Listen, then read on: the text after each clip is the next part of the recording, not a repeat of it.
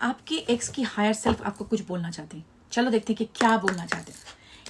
ये जो मेरे कार्ड्स है चैनल मैसेज कार्ड्स, तो वो हम लोग देखेंगे उसके हायर सेल्फ से वो क्या चैनल करते हैं। जो आपको वो बोल नहीं पा रहे हैं अभी, शायद उसकी घमंड उसको बोलने ना दे, लेकिन उसके दिल में क्या चल रहा है जो वो छुपा नहीं सकता। सो देखते हैं क्या चल रहा है। जॉय माँ Kali. Focus on your ex. उनका नाम लो दिमाग में, मन में, जैसे भी 3 टाइम्स। डीप नाक से एक डीप ब्रीथ इन, मुंह से breathe out, so that you can connect to this channel, to this reading better. So let us see. Joy Ma Kali. Joy Ma Kali. I am working on myself to be a better person for you. ये बोलना चाहते हैं कि उनको कुछ समझ में आया है कि उनका जो वर्जन है जो आपके काबिल नहीं है, कुछ उसके अंदर कुछ प्रॉब्लम्स है जो आपके काबिल नहीं है, तो अपने आप पे वो काम करना चाहते हैं सो दैट वो आपके पास एक बेटर वर्जन बन के आए। अच्छा, that's a good card to start with. And now I am the bad guy. I think एक जैसे उनको पता भी है कि वो गलत किया है, लेकिन एक वर्जन ऑफ देम अभी भी बहुत ज़्यादा डिफेंसिव है। तो वर्किंग ऑन माई सेल्फ का मतलब ये नहीं कि पूरा फिक्स हो गया है बंदा, तो बंदे के अंदर अभी भी बहुत ज़्यादा नेगेटिविटी है। एक बात पे आप पे ऊपर गुस्सा भी हो रहा है कि एज इफ आप वॉक अवे कर गए हो, आप उससे बात नहीं कर रहे हो, और जो भी है मैंने ब्लॉक कर दिया तो आप वापस नहीं। अच्छा, किसी ने मुझे ब्लॉक किया। बंदा अगर ब्लॉक होगा तो कैसे आएगा? सुनो, आजकल के ज़माने में ना जिसको जो करना है ना, आप किसी को ब्लॉक भी कर दो ना, people will get a fake ID, people will get a other phone number, दोस्तों की फोन नंबर, किसी से भी आपको मैसेज करेगा। सो किसी को एक को ब्लॉक कर देना ये चाइल्डिश गेम है आजकल के ज़माने में। वो चाहते हैं कि मैंने ब्लॉक किया है, लेकिन आप कुछ भी करो, प्रूफ करो योर लॉयल्टी टू मी। आसमान फोड़ दो, पहाड़ फोड़ दो, मेरे पास आ जाओ। ठीक है, तो ब्लॉक करने का मतलब ये नहीं कि रास्ता ब्लॉक हो गया। तो कुछ लोग ऐसे होते हैं जो देखना चाहते हैं कि मैंने तुम्हें ब्लॉक किया, अभी देखो how much you can push yourself. हाँ, आप करोगे या नहीं, दैट्स अ डिफरेंट स्टोरी, लेकिन this is what some people expect. तो लेकिन इसको लग रहा है कि आई एम द बैड गाई। इसको फुल अकाउंटेबिलिटी अभी भी नहीं आया है, लेकिन वो काम कर रहा है अपने ऊपर। This person loves you. Blind card, blank card. The sex is amazing and that's all good. So अच्छा, अगर आपके जैसे मैं कलेक्टिव रीडिंग कर रही हूँ तो हर एक के लिए रेजोनेट नहीं करेगा। अगर आपके साथ इसका सेक्सुअल रिलेशनशिप था तो शायद ये this is something this person is trying to tell themselves के हाँ वही सब ठीक था, नहीं तो और तो कुछ था मेरा, शायद वो और कुछ गुड नहीं था, शायद आप उसके वजह से मेरे साथ थे। मतलब they are trying to tell themselves that एक पार्ट उनका बहुत ही आपको क्रेव कर रहा है, लेकिन एक पार्ट खुद को समझाने का कोशिश कर रहा है कि नहीं, शायद वही सबसे अच्छी चीज था और कुछ नहीं था, कनेक्शन नहीं था। और शायद ये भी हो सकता है कि आपको ब्लेम करे बिकॉज ऑफ दैट, क्योंकि उसका प्यार है उसके ऊपर। तो मतलब एक conflicting energy I am feeling. एक पार्ट बोल रहा है कि I miss you, I want to be better version of you, I love you. एक वर्जन बोल रहा है नहीं, उस सिस्टम में क्या था, उस सिस्टम में तो कुछ भी नहीं था, सिर्फ सेक्स ही अच्छा था। तो दिस इज एक कन्फ्लिक्टिंग एनर्जी इनके अंदर मुझे दिख रहा है। I believe we are meant to be together. देखो फिर से और एक डिफरेंस। सो इनका जो चल रहा है ना, आई थिंक ये बहुत ही कन्फ्लिक्टेड बंदा है। इनके दिमाग में एक बात चलता है, दूसरी बात चलता है। सो इसमें कोई फिक्स्ड माइंडसेट नहीं है। फिर बोल रहा है कि I think we are made for each other. I am really bad at commitment. हाँ, इनका कमिटमेंट इशू है। शायद इस इंसान का ऐसा होगा कि रिश्ते में रहना चाहते हैं, लेकिन जब भी रिश्ता कुछ सीरियस लेवल में चला जाए, हायर लेवल ऑफ कमिटमेंट देना पड़े, तब वो इसका पिघल जाता है। सामने गीला पीछे पीला। तो कमिटमेंट इस फोबिया इस आजकल के ज़माने में, देखो मैंने इतना रीडिंग किया है ना, मैंने एक चीज़ बहुत ऑब्जर्व किया है आजकल के। Please don't take it personally. अगर आप ऐसा नहीं हो तो आप ऐसा नहीं हो, लेकिन मैंने बहुत ऐसा देखा है कि मेरे पास बहुत ज़्यादा women comes to me saying that their male partners are afraid of commitment. Especially हमारे ये जो इंडियन कम्युनिटी है, इंडियन कल्चरल कम्युनिटीज, समझ में आ रहा है ना, देसी कम्युनिटी जो भी है, तो इनमें क्या होता है ना, हमारे सोसाइटी में ये अभी भी जो भी है 25 to 50s और ऊपर भी चले जाओ, इन जनरेशन का क्या प्रॉब्लम है। I am putting a wide range. मैं अपना एक्सपीरियंस की बात करूँ, I am not saying everybody is like that. With this range of people where the experience मैंने देखा है ना, वो इंडिया में रहे, पाकिस्तान में रहे, बांग्लादेश में रहे, नेपाल में रहे, और USA UK में बड़े हुए हो। मेरे पास बहुत डिफरेंट वेराइटीज ऑफ केसेस मैंने देखा है।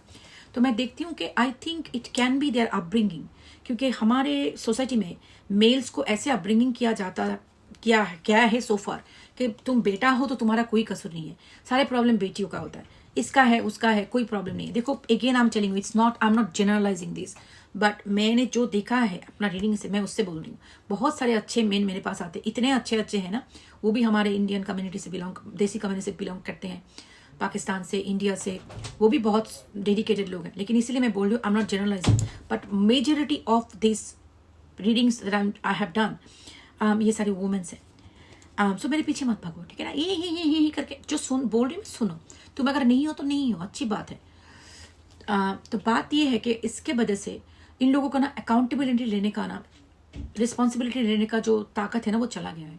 उनको लगता है मैं कुछ भी कर सकता हूँ, मैं उधर से निकल सकता हूँ, कोई भी अकाउंटेबिलिटी मुझे लेना नहीं पड़ेगा। मैं कुछ भी गलत करूँ, मम्मी पापा हमेशा से वो मुझको बचा लेंगे उधर से।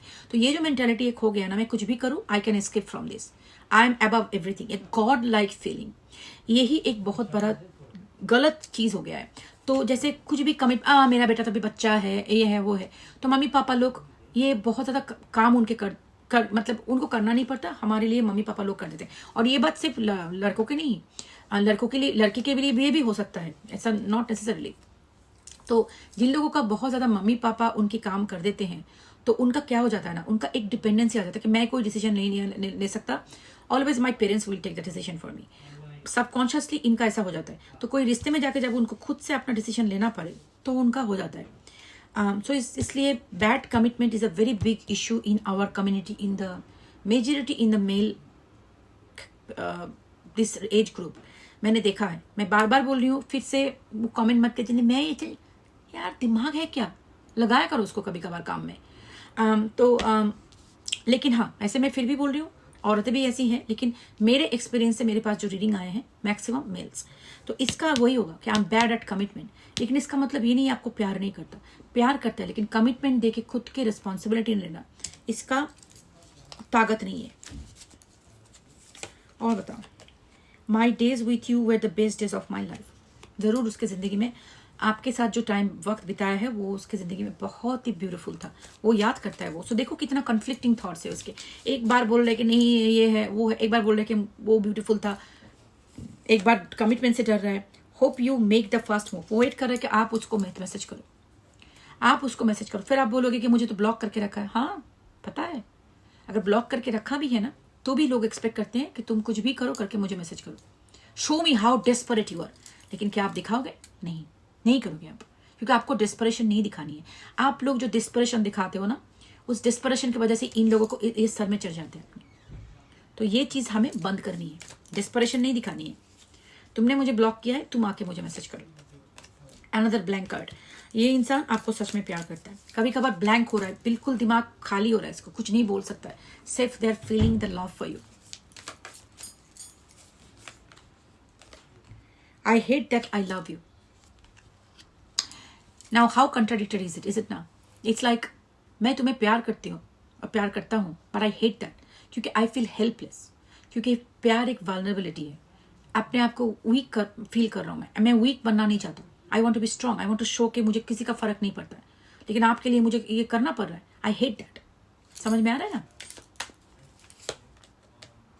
I struggle with revealing my true feelings and emotions। यही प्रॉब्लम है इस इंसान का, अपना इमोशंस को। बहुत सारे लोग होते हैं, देखो emotion is very powerful thing. हमारी emotions are very very important part of our personality और आवर लाइफ।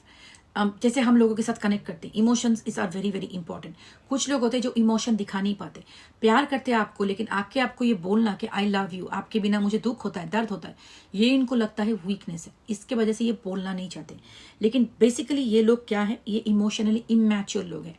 कोई इमोशनल मैच्योर लोग जो इंसान है, वो अपना इमोशन को समझता है और एक्सप्रेस करता है। लेकिन इमोशनली जो लोग इमैच्योर होते हैं ना, उनको समझ में ही नहीं आता है कि उसका इमोशन क्या चल रहा है। कुछ लोगों ने मुझे ऐसा भी मुझे बोला है, I don't know what is love, I don't know what is love, how to feel love.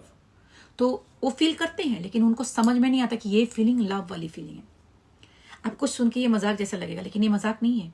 Emotional जो, अगर आप इमोशन एक्सप्रेस करते हो, तो मुझे एंगर हो रहा है, ये जो अनइजीनेस हो रहा है, it's anger, it is jealousy, it is sadness, it is pain, it is like emotion बहुत डिफरेंट डिफरेंट वाइड रेंज के हैं, इतना हमें समझ में नहीं आता। इमोशन व्हील बोल के एक मिल जाएगा आपको, गूगल करके डाउनलोड करो, वो बहुत पावरफुल होता है। अगर इमोशनल व्हील आपके पास हो तो अगर आप कोई भी एक अनईजी फीलिंग कर रहे हो तो उसको अगर आप मार्क कर सकते हो, जब भी आप अपना इमोशन को मार्क करते हो आपके बॉडी में आपका माइंड एक्नॉलेज करता है आपका फीलिंग, तो ये आपके लिए बहुत ही मतलब आपके बॉडी का न्यूरोकेमिकल्स वगैरह बायोलॉजिकल जो भी सिस्टम है रेगुलेशन के लिए एक बहुत चीज़ होता है, अच्छी बात होता है। सो अपने इमोशन को जब भी हम एक्सेप्ट करते हैं, forget about the biology and chemistry, वो हमारे लिए एक बहुत ही रिलीविंग स्टेट होता है। तो body and mind in a sync and the soul in a sync, तो आप इमोशन को एक्सेप्ट करना सीखो। वो इमोशन वाली व्हील, इमोशनल व्हील आपको, इमोशन व्हील आपको मिल जाएगी, गूगल करके डाउनलोड करके रखना, प्रिंट आउट करके रख देना, ये बहुत ही हेल्पफुल होगा आपके लिए। तो ये बंदा जो है ना, इसको इमोशन एक्सप्रेस करने का स्ट्रगल है, क्योंकि उसको समझ में नहीं आता है। शायद आपको वो मिस कर रहा है, लेकिन वो पता नहीं उसको आपको मिस कर रहा है, उसको फिर आने से फीलिंग हो रहा है। इस आने से फीलिंग का मतलब क्या है, आई डोंट नो, लेकिन वो उसको बताना कि टू एक्सेप्ट टू देमसेल्फ कि हाँ आई मिस दैट पर्सन, ये एक्सेप्ट करना इसके लिए एक बहुत ही वल्नरेबल पॉइंट है जो वो करना नहीं चाहता है, इसके लिए वो अवॉइड कर रहा है। इसका मतलब ये है कि ये emotionally very immature human being है। आई फील स्टक इन अ कार्मिक सिचुएशन राइट नाउ, शायद ये कोई कार्मिक के साथ स्टक हो सकता है। Bottom of the take, I can feel your desire for me. So overall जो मुझे समझ में आ रहा है, ये बंदा आपसे मूव ऑन नहीं कर पाया। इवन दो इसने कोशिश किया है आपसे मूव ऑन करने के लिए, खुद को बहुत कुछ समझाने के लिए कि नहीं ये रिश्ता ठीक नहीं है, ये है वो है, लेकिन वो कर नहीं पा रहा है। आपको ये प्यार करता है, लेकिन अभी भी आगे आने के लिए तैयार नहीं हुआ है। तो आप क्या करोगे, कुछ नहीं, आप अपना ज़िंदगी संवारो, अपने आप को टेक केयर करो, अपना काम, अपना धंधा, अपनी जॉब, अपनी चीज़ पे ध्यान दो, अपनी बॉडी पे फोकस करो, अपना टेक केयर करो, क्योंकि हर एक इंसान का अपना अपना कार्मा होता है। ये इसका कार्मा है कि वो सीखे कैसे इमोशनल एक्सप्रेस करना है, कैसे इंसान के साथ रेसिप्रोकेट करना है। अगर आप इसको पास वापस जाओगे बार बार, तो आप इसको, ये कार्मिक व्हील को स्टॉप कर रहे हो, आप इसको सीखने नहीं दे रहे हो, उसका लेसन लर्न करने नहीं दे रहे हो। उसमें ना आपकी भलाई है ना उसकी भलाई है। आपका ज़िंदगी गॉड ने आपको अपना ज़िंदगी जीने के लिए दिया है, अपना ज़िंदगी जियो, अपना टेक केयर करो, अपने लिए गुड कर्मा करो। जो इंसान अपना टेक केयर नहीं करता वो अपने लिए बैड कर्मा कर रहे हैं। सारा ज़िंदगी को तुम डोनेट करो, सारा ज़िंदगी के लिए तुम, सारा दुनिया के लिए तुम डोनेट करो, कुछ भी करो, at the end of the day खुद को टॉर्चर कर रहे हो, वो भी बैड कर्मा है। सो कर्मा अगर करना है तो खुद का गुड कर्मा पहले करो।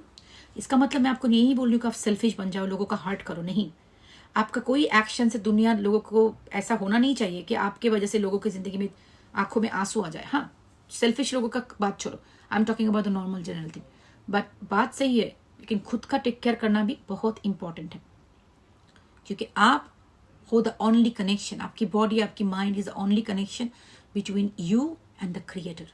अगर आप भी एक क्रिएटर की एक क्रिएशन हो, अगर खुद को डिसरेस्पेक्ट कर रहे हो तो आप अपना क्रिएटर को डिसरेस्पेक्ट कर रहे हो।